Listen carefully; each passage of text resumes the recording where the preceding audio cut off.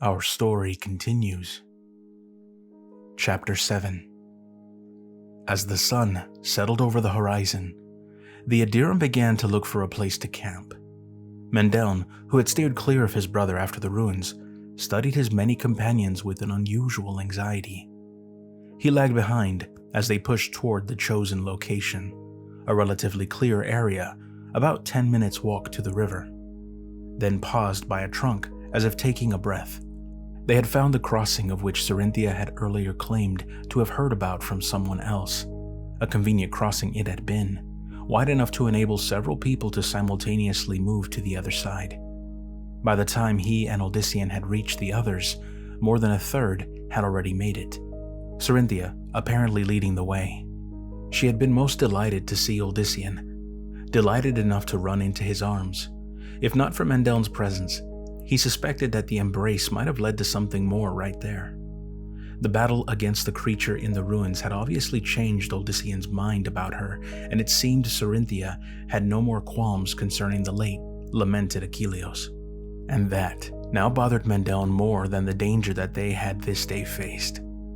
The last vestiges of daylight had given way to the torches and more, glow lights many of the fledgling Adiram were now able to cast. Some of those Mandel watched looked much too confident with their minor success. A glow light would scarcely fend off peace warders, Morlu, or demons. At last his opportunity came. All eyes were focused on other matters, and Odyssean could only see Cerinthia. Mandel slowly backed into the jungle. He headed not toward the river, but rather back along their trail. Despite his heightening anxiety, Mandel's breathing remained calm. It was as if he were two men in one body, the newcomer adapting to whatever change around him as necessary. Mandel counted each step, 20, 50, 100. At precisely that many, the figure he had been expecting to meet appeared from around a tree as if by magic, which very likely was the case. Always timely, Mandel. The voice, so familiar, carried with it now a raspiness, as if the other constantly needed to clear something from his throat. Mandel suspected that what needed to be cleared out was dirt. I promised I would meet you at the appointed time, Achilleos. A short, harsh chuckle escaped the half-seen figure. The archer took a step closer. Mandel did not gasp, having done enough of that the first time he had been confronted by the dead man. After all, before him stood his good friend. Even if that friend had a gaping hole in his throat, the edges of which were lined with congealed blood and more dirt. Odyssean's brother did not bother to wonder how the blonde hunter could even speak, considering that awful gap. Achilleos existed now because of some force beyond mortal ken, a force surely powerful enough to give voice to the cold corpse it had animated. But that description seemed cruel to Achilleos. Mandel suddenly decided Achilleos was no shambling ghoul, nor a fiend like the Morlu. The spark that was the archer did indeed still make house in his remains. There was no doubting that. True, the flesh was as pale as the whites of Achilleos' eyes, which were completely white now, and there always seemed to be bits of fresh ground spilled over him. But it was still the man the son of Diomedes had always known. Achilleos even showed embarrassment over his condition. Even now, he tried to wipe his hand clean so that he could clasp Mandel's.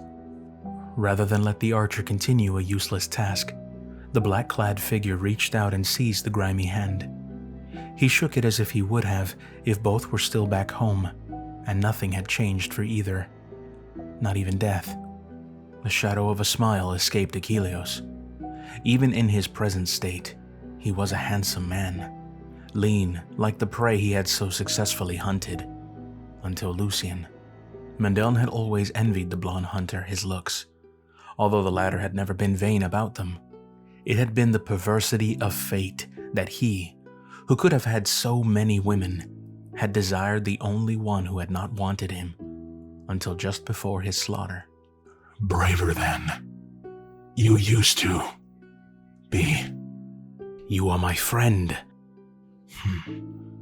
I am as dead as these tree dwellers I caught. Achilleus reached behind him and brought forth a brace of tailed beasts the size of cats and obviously related to them.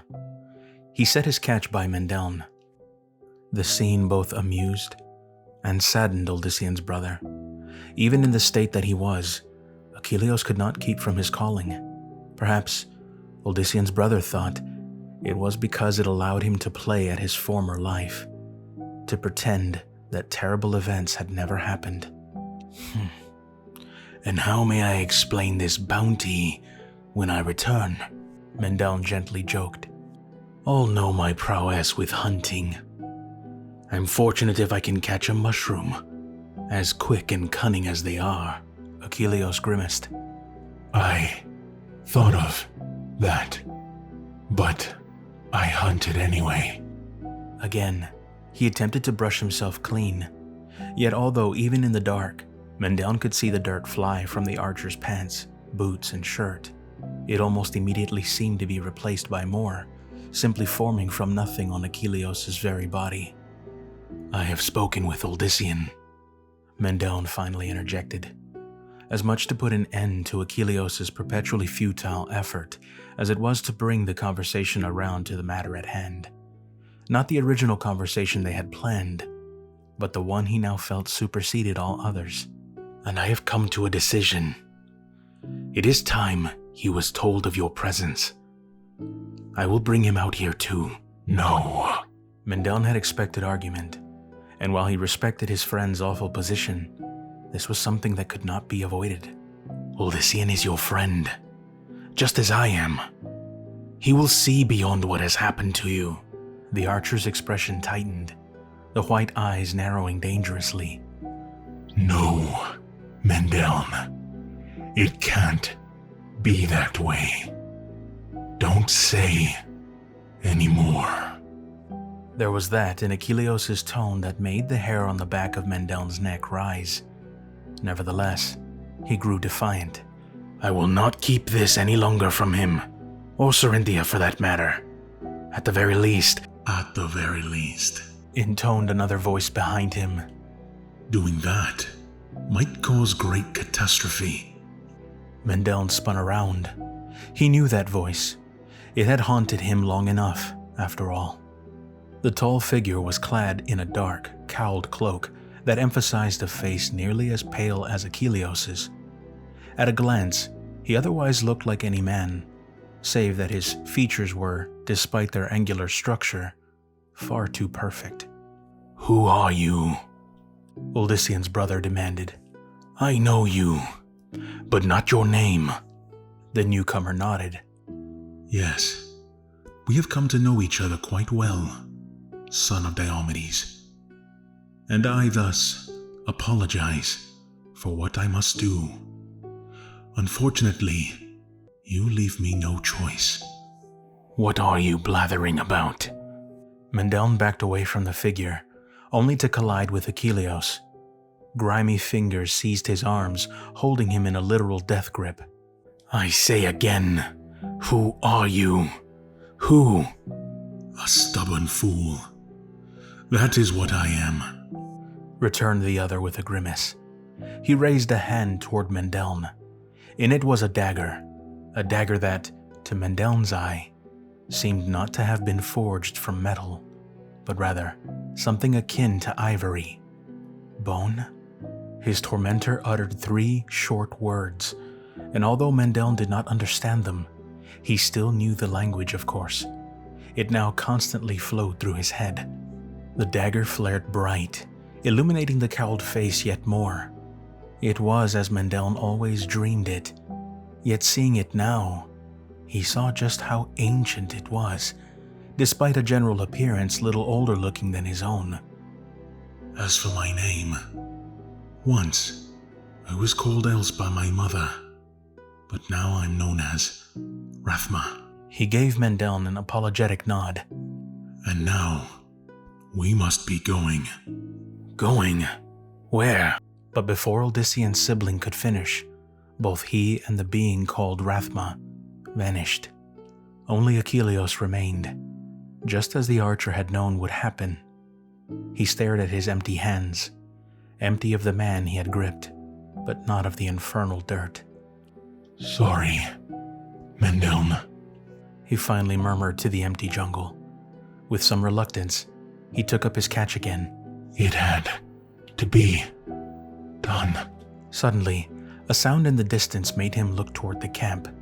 Moving in utter silence, Achilleos vanished into the dark. He could not let anyone see him, especially Odyssean, whom he suspected was the approaching figure. And even more than his old friend, he dared not let her know he was near. Odyssean stopped suddenly, aware that something was wrong. He had come in search of his brother, who had promised answers, and had been directed by one of his followers in this direction.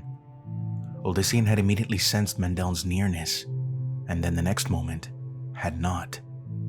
At first, he wondered whether this was some trick of his sibling, some new ability. Odyssean had no idea what sort of powers Mandel had, nor their cause. He recalled how Lucian had tried to make Mandel seem like a demon himself, or at least, someone corrupted by one. Those memories haunted Odyssean, for despite knowing better, he wondered whether there had been some truth to them after all. Resuming his trek, Odyssean finally located just where he had last sensed his brother. However, there was no trace that he could detect of Mandel's abrupt departure, and that made Odyssean worry even more. Mandel was not the sort to play games, especially not of this type. Unable to find his sibling through his abilities, Odyssean resorted to a more basic approach. He called out Mandel's name, first as a whisper, then more pronounced when the initial attempt failed to garner results. But still, Mandel did not appear. Recalling the dangers of the jungle, both natural and otherwise, Odyssean's anxiousness grew. Yet he noticed no hint of anything out of the ordinary. Bending down, Odyssean ran his fingers across the soft earth. At the same time, he finally summoned a sphere of soft blue light. Under its illumination, Odyssean looked for any prints. He found two that were certainly not his own. They seemed paused just a yard to his left. The stance seemed that of one person waiting for another. But then, why was it facing away from the camp? Surely Mandel would have faced the other direction instead. Then, another area just to the side of the first caught his eye. Only now did Odyssean notice that the ground had been turned up, as if someone had moved about much in a very short space. He could not tell with any certainty which way the feet had faced here, but the disturbance of the soil made him suspect that here was where something had gone amiss. Here was where Mandel had suddenly vanished from his brother's supposedly superior senses. Standing again, Odyssean took a step deeper. "Here you are." He glanced over his shoulder as Cerinthia emerged from the jungle behind. With the light away from his face, she could not possibly see the brief look of consternation that he quickly buried. Mandel had just disappeared. The last thing that Odyssean wanted was to have the other person dearest to him in the vicinity. Who was to say that some danger did not remain, waiting the chance to steal her now too? "Cerinthia, what are you doing out here?" "Looking for you, naturally." She took hold of his arm, the pressure from her fingers sending his blood racing. "And I'm going to ask you the same question. This is no place to be alone." "I thought I heard something." Odyssean responded lamely. "I was wrong, I guess." She leaned close to him, staring into the wild. "You were afraid it was that demon from across the river, weren't you?" He knew that he should not lie, but nonetheless, he answered. "Yes, I thought that." At first, that seemed to satisfy her, but then the merchant's daughter suddenly asked, "Odyssean, have you seen Mandel?" "Mandel?" "When I went out looking for you, I also asked about him. I assumed the two of you might be together." Her grip tightened as she continued surveying their dark surroundings. I thought I sensed him here, but I must have been wrong." Odyssean smothered a curse. Of course, of all the others, Cerinthia had come the closest to matching his abilities.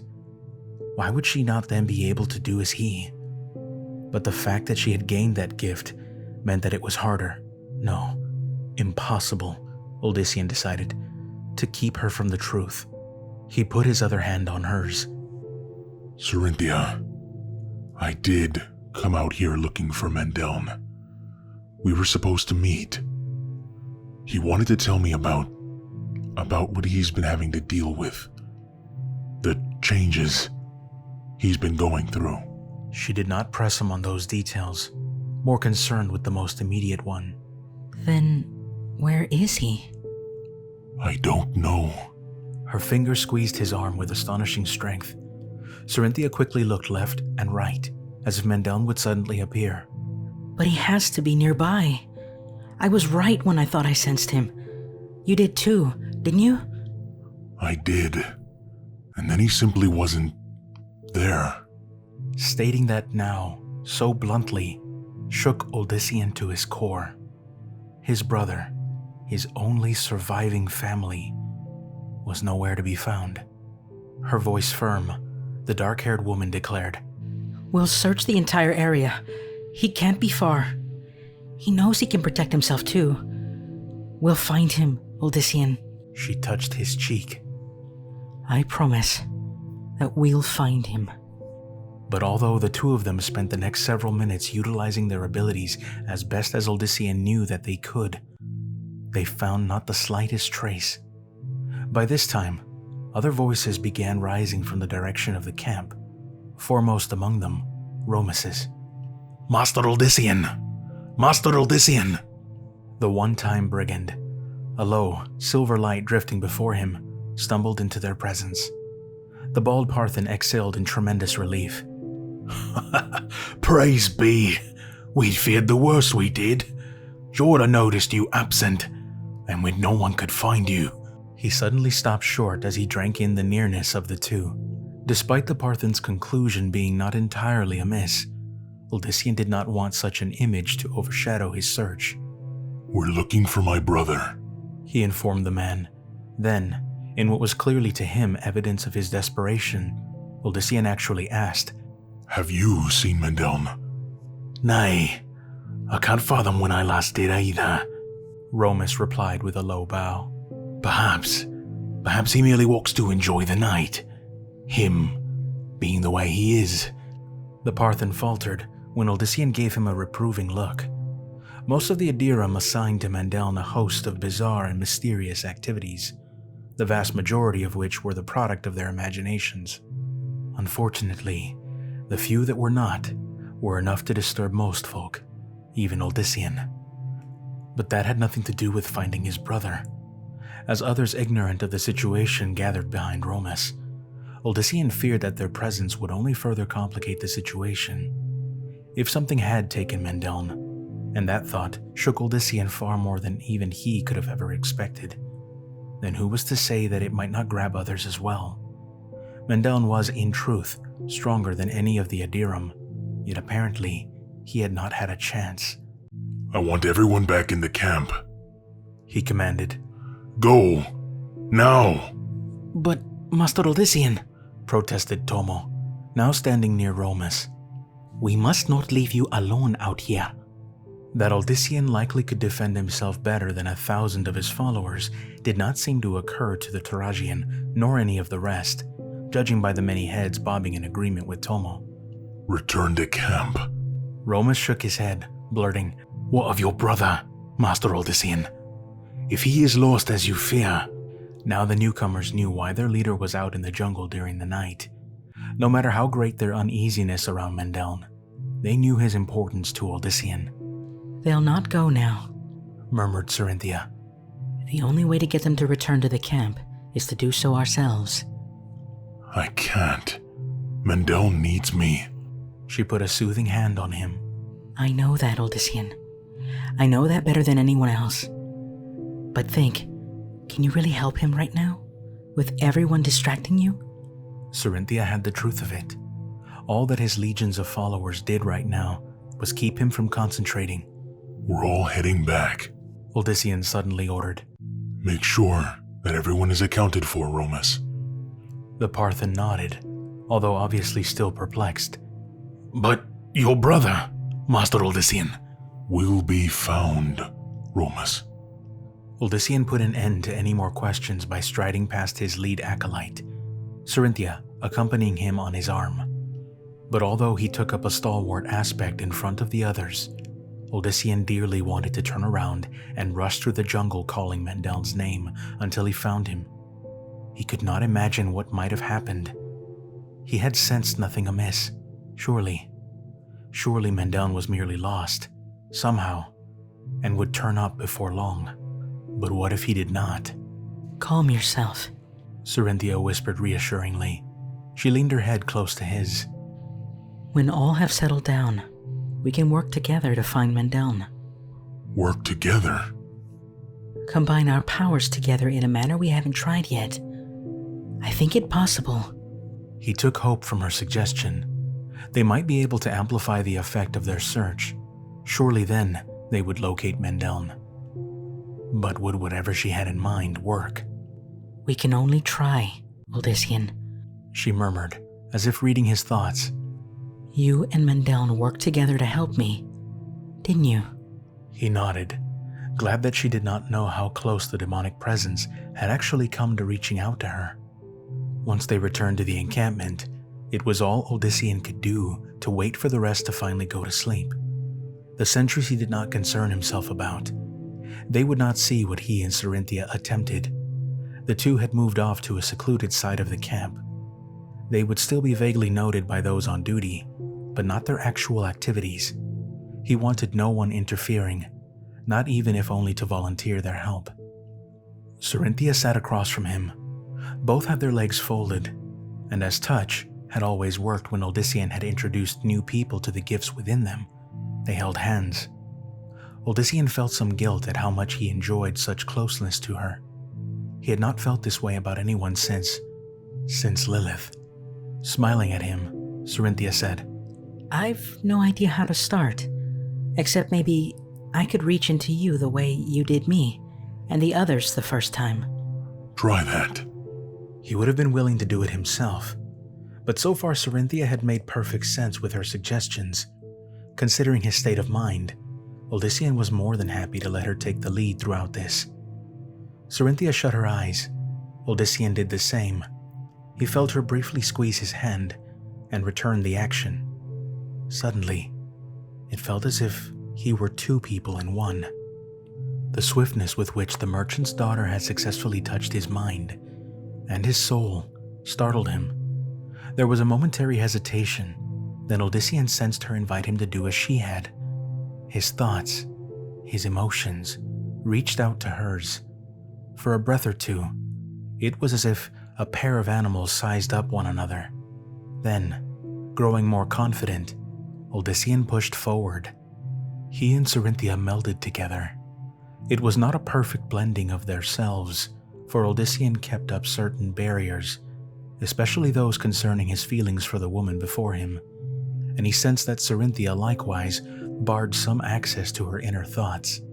Yet they were still linked strongly enough to now attempt what she had proposed. Let me, came what, to his imagination, sounded like her voice. Let me try to guide us. No sooner had Odyssean given his silent agreement than suddenly it was as if his eyes were open again. Yet now he soared through the surrounding jungle, and in several directions simultaneously. Moreover, it was as if day had arrived, only day lit by a golden sun. Everything was a glorious yellow. And with him, very much part of him, as he was of her, raced Cerinthia. Their speed was greater than that of the swiftest bird. As one, they coursed mile upon mile around the region, not only backtracking the previous day's trek, but moving well beyond what they would cover tomorrow. Odyssean noted important points along the journey ahead that he hoped to recall well enough to pass along to his followers, while at the same time seeing how if the Adiram had made certain changes, they could have covered more distance earlier. He saw creatures of the forest, night dwellers now uncovered by the golden illumination, yet they neither sensed his approach nor even knew that they were no longer cloaked. Some he had never seen before, and their exotic nature fascinated the son of Diomedes despite the present circumstances. But even after what was the most meticulous hunt imaginable, Odyssean discovered no trace of Mandel. Finally, despite the headiness of their success, he could stand it no more. Odyssean felt Cerinthia's surprise when he began to withdraw to the camp. The scenery flashed by, and although Odyssean continued to watch and study, yet again he discovered no clue. And then the former farmer once more sat across from his companion. Odyssean did not know when he had opened his eyes. Both he and Cerinthia sat staring at one another, as if having done so for hours. Very reluctantly, he disengaged one hand in order to rub his brow. She did the same. I'm sorry, Cerinthia finally said. I thought we'd find Mandel for certain. So did I. However, despite that terrible failure, Odyssean was not altogether sad. It was not only because he and Cerinthia had discovered a new, fascinating ability, but also because they had been drawn together as no two people surely ever had. One glance at her face was enough to tell him that she felt much the same. Odyssean immediately shook his head, angry at himself for becoming distracted by such things when his brother was in terrible danger. The attempt, however successful in itself, had failed. That was all that mattered. Cerinthia leaned forward. Odyssean? He wanted to stay with her, but knew that to do so would keep his mind from fully focusing on Mandel. With an abruptness that made Cerinthia gasp, Odyssean jumped to his feet and left. He regretted the action almost immediately, but did not even consider turning back. Odyssean dared not let himself become distracted again. Only Mandel mattered, providing it was not already too late. That thought made him shiver anew. Mandel gone. First Achilleos, now this. Odyssean looked up to the dark, shrouded sky, raising a fist at the same time. He wanted to shout, but aware how that would stir up the others anew, forced his voice down to a virulent hiss. Damn you, Lilith. Damn you for beginning all this. The jungle remained silent, but somehow Odyssean was certain that she heard his bitter oath, heard it, and laughed merrily. Don't give up hope. The voice was barely a whisper, yet it pierced the fog in his brain. Odyssean turned about, seeking the speaker, and finding no one. Brow furrowed, he stared at the emptiness for several seconds, then grimaced. Now, on top of matters, he was imagining voices, or rather, one voice in particular. Achilleos's. Damn you, Lilith, Odyssean repeated, seeing in his mind both his brother and the dead archer. If Mandel's gone too. But he had no threat against her, in which, at the moment, even he believed.